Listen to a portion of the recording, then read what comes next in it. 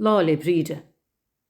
Is cíonlam agus mé im leanamh, nuair a thagach na brídeoga ar maidin, agus mé héin ró óg fós chun mé ligint le brídeog.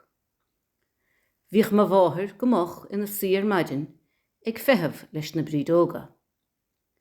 Deirich siad a gach brídeog a thagach isteach, fáilt agus fitherót a bhrídeog bhríde, maidin lála bríde.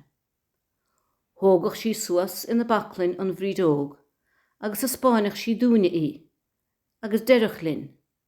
Nach desaí!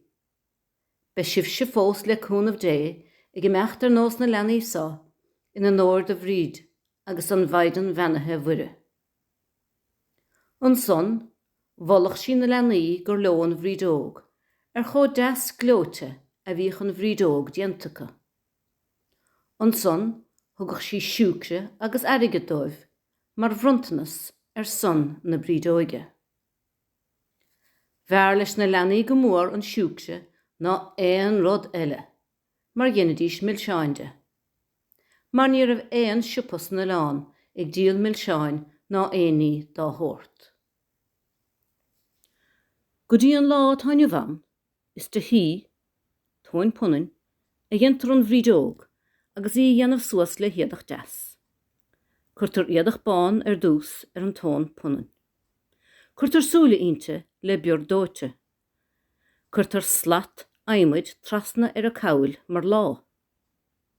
Cuirtar cóta deas go mbíonn scarfir ite, an son cuirtar gúna deas ite, agus sláir a beag go mbíonn crosir faoina maineáil. An son cuirtar seáil beag bán ite. Bíonn an bhrídeog ag cailín amháin ar a baclainn, agus an cailín eile agus sprán mór dianta diadach chun péród a dheoch sí mar bhrontanas a chur isteach ann. Cuireann sé áthas agus íomhnas ar mo chroí fós cuiinmh ar na scitimíní áthais a bhí chorm ag déanamh na brídeoige. Ní dhéanann éon chola an íthesan.